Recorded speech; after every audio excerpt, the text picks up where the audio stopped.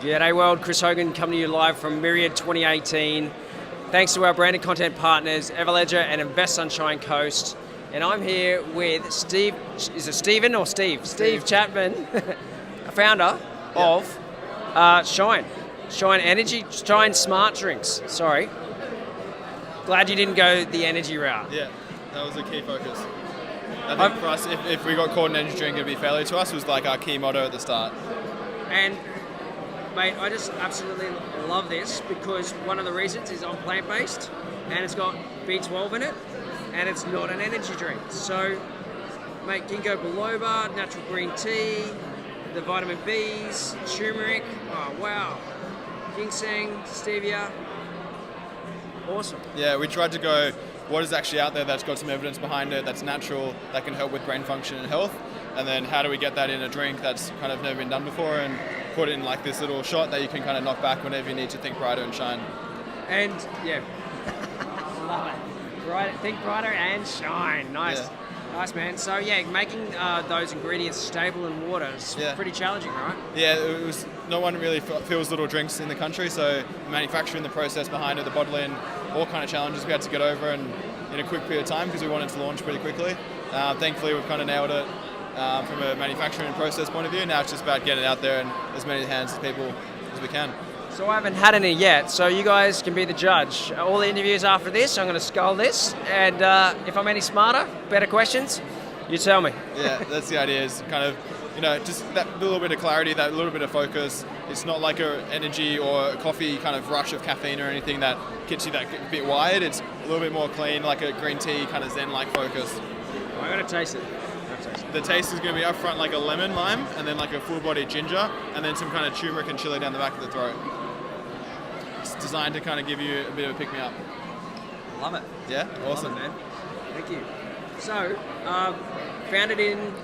So myself and a guy called Sam Prince, or Dr. Sam Prince, who's the founder of Zambrero, we started about 18 months ago, and took about 5 months to get to market, and then just knocking on doors, kind of hoping and convincing retailers to kind of give us a shot and let it shine on counters, and thankfully so far it all kind of works. And we just launched a new product, a little bit bigger than this. It's 400 ml, and it goes in the fridges now, a bit chilled, a bit carbonated, a bit more of a tropical flavour. Now, you play that down like it just happened, but how hard and arduous was that process of knocking down doors? You build a bit of resilience. You got to have a bit of a thick skin, right? And a lot of people turn you away. Yeah, 100%. Well, I think for us, we always had belief in the product. So what we'll do is kind of like put it on a counter and say, look, leave it here, it's yours. We'll come back in 3 days. If it hasn't sold out, we'll take it back. And then 90% of the time it's sold out, and they asked for 3 more cases. So we just did that 1,000 times, and 90% of the time. So that's how we got kind of 900 stockers. There you go, guys. That's how you do it. And then that gave us some attention to kind of talk to the bigger guys, key petrol convenience, grocery guys, and now in about 2,000 stores across the country. Nice one. And so size, this is 110 ml. What's the normal size? Yeah, 110 ml. So this is a little shot, knock it back, about 3-4 sips, you're good to go. And then the new product is a 400 ml range. That's a bit more chilled, carbonated, different flavour. Beautiful. And so what's been some of the other challenges with, we've talked about too. Yeah. What's been some of those challenges with manufacturing a product? Have you now got maybe a supply-demand challenge? Or? Yeah, I think we're definitely step changing very quickly at the moment. We're growing about 50-60% month on month. So trying to keep up with the demand of that is tough, and that's thankfully not my job, but a really good operations team to kind of make sure that happens effectively. I think the biggest challenge we've had is what happened kind of at the start of this, where it was like, what is it? Is it a smart drink? Is it an energy drink? Just the education with the customer around, hang on, no, it's not a caffeine pick-me-up that's artificial and it's like an energy shot. It's something that's natural, that's something that's really healthy for you, and that's actually good for the mind, and not that kind of physical boost that you might find from an energy drink or coffee. Yeah, and new niche. It hasn't been done before, and that's part of the challenge, right? Because you've got to educate the market. Yeah, I think education is up front the hardest thing to do, but it pays dividends if you can kind of do it well. Thankfully, we've got a good product that people get once they try it. So for me, it's just about getting this as many people's hands as possible. It brings back or highlights the importance of diet and how it can really affect moods, affect your clarity. Yeah. And so, I mean, this isn't going to save you from eating crappy food. And you can tell Steve's a fit guy. So It's about moving, it's about eating well and drinking well. Cool. Yeah, I think a lot of people have the idea to one hit wonder, or like there's a magic pill I can take that all my problems will get solved. It's not like diet, sleep, exercise, your foundations, and then something like this can give you that maybe extra 1%, which is sometimes that's all that matters. Yeah, it is, absolutely. And so earlier you spoke about, the supply and demand is not your problem and that you have a brilliant team behind you doing that. How important is team? How important is getting the right people in the right seats? 100%. I think one of my first ventures I did before Shine was a tech startup, and I had the ego at the time to kind of think that I could do all roles and play every part of the business and not ask for help and not kind of put my hand up and say that's my weakness. And I was blinded by that ego and of not knowing what I didn't know. Thankfully now I've kind of tried to really reflect on myself, like what am I good at, what are my strengths, how do I kind of just make sure I'm doing that all the time, and then how do I help people and get other people in other roles play to their strengths. And the collective team is way better and way stronger than just some individual superstar.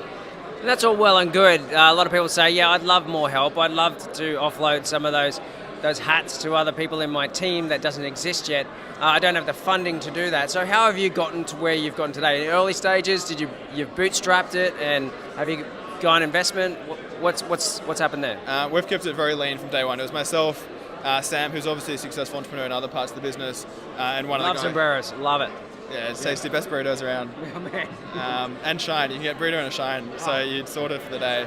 Yeah, good food, man. It is really good food, and the low carb black rice wraps, fantastic. Yep. Just giving you guys a shout. Love your stuff. Yeah, so we try to keep it lean. Like every dollar you spend needs to make $3 on return. From a marketing point of view, from a sales point of view, and we didn't try and overshoot it from day one and launch with a $1 million marketing campaign like a lot of maybe beverages do. Make 100 products, sell 100 products. Make 500 products, sell 500. Make 1,000, sell 5,000. Now we're making, hundreds of thousands of products and selling hundreds of thousands. So it's just those step changes and backing yourself at the right time, but don't be an idiot about it and not invest in ahead of the curve around product market fit. Getting this in hands of people as soon as possible before investing in those kind of $1 million campaigns. And so, can you recap on the length of that journey? How long has that been? It's about 18 months now. 18 months. Yeah, so Jan 2017, we kind of hit the road, started knocking on the doors.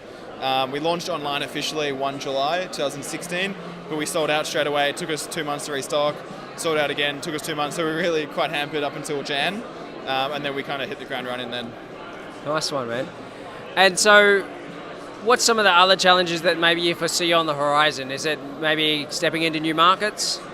Yeah, as we launch new products, it's kind of educating what does Shine stand for as a brand, and for us it's making people and helping people be the best versions of themselves and kind of optimizing that mental function. So that might not just be in a smart drink, in a smart shot, it could be the 400ml range, or we could be bringing out new ranges in the future that is all around the brand, which is helping people be their best mentally. But might not be the exact format that we have at the moment. So education again comes down to it.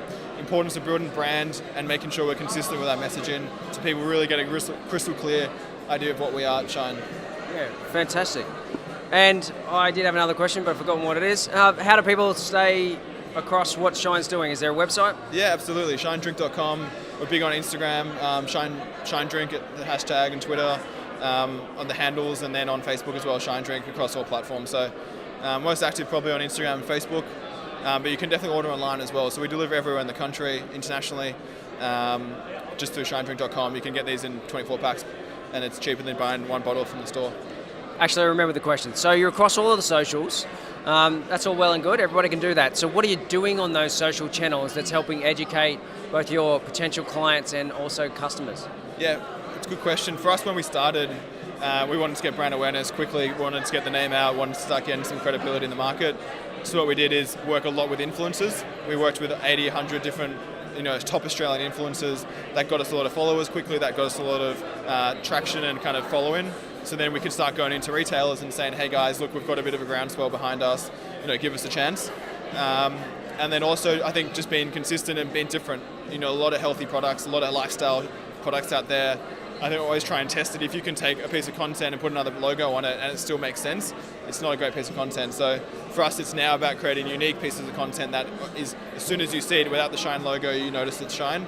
That's probably a challenge, but something we're kind of getting into a bit now. Excellent. Well, mate, we look forward to doing business or even staying in touch. This is a fantastic product, and well, I'm a big believer in health and wellness, so good on you, man. Thanks, Good on brother. you. Having a Cheers. crack. Cheers, mate. You can down it at one go. He nearly did. Keep watching. Plenty more coming to you from Myriad 2018, facebook.com/Beach City Live. Jump on the comments. Ask Steve some questions. I'm sure he'd love to answer those. And by all means, thanks to our branded content partners, Everledger and Invest Sunshine Coast. And of course, Trip and Road Mics.